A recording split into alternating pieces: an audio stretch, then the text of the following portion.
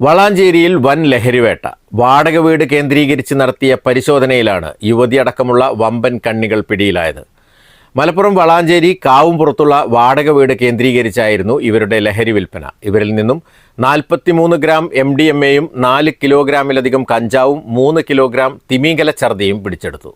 വളാഞ്ചേരി പോലീസിന്റെ ആഭിമുഖ്യത്തിലായിരുന്നു പരിശോധന. സംഭവവുമായി ബന്ധപ്പെട്ട് രണ്ടത്താണി സ്വദേശി കല്ലൻ നാസർ, ലക്ഷദ്വീപ് സ്വദേശി മുഹമ്മദ് റാഷിദ്, ലക്ഷദ്വീപ് സ്വദേശിനി ഹുസ്നി മുബാറക് എന്നിവരെ പോലീസ് കസ്റ്റഡിയിലെടുത്തു. പോലീസിന് ലഭിച്ച രഹസ്യ വിവരത്തിന്റെ അടിസ്ഥാനത്തിലായിരുന്നു കാവുംപുറത്തെ വാടക വീട്ടിൽ പരിശോധന നടത്തിയത്. മൂവരും ഇവിടെ വീട് വാടകയ്ക്കെടുത്ത് താമസിച്ചു വരികയായിരുന്നു. ഈ വീട് കേന്ദ്രീകരിച്ച് കഞ്ചാവും MDMA ഉൾപ്പെടെയുള്ള ലഹരി വസ്തുക്കളും വിൽപ്പന നടത്തിയിരുന്നതായാണ് പോലീസിന്റെ കണ്ടെത്തൽ. പിടികൂടിയ ലഹരി വസ്തുക്കളുടെ ഉറവിടവും ഇവയുടെ വിൽപ്പന ശൃംഖലയുമായി ബന്ധപ്പെട്ട വിവരങ്ങളും കണ്ടെത്തുന്നതിനായി പോലീസ് അന്വേഷണം തുടരുകയാണ്. കേസിൽ കൂടുതൽ പേർക്ക് പങ്കുണ്ടെന്ന് സൂചനയുണ്ട്. ഇതുമായി ബന്ധപ്പെട്ട് അന്വേഷണം വ്യാപകമാക്കിയതായി വളാഞ്ചേരി പോലീസ് പറഞ്ഞു.